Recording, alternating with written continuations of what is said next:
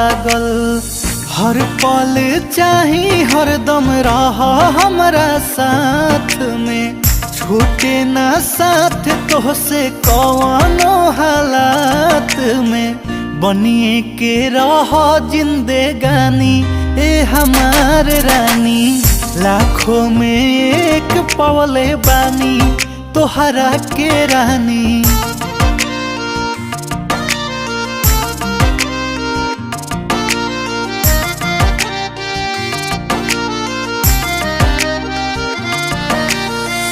असही बनल रहे चेहरा पर मुस्कान हो, तोहरे में बसेला जान हमर जान हो।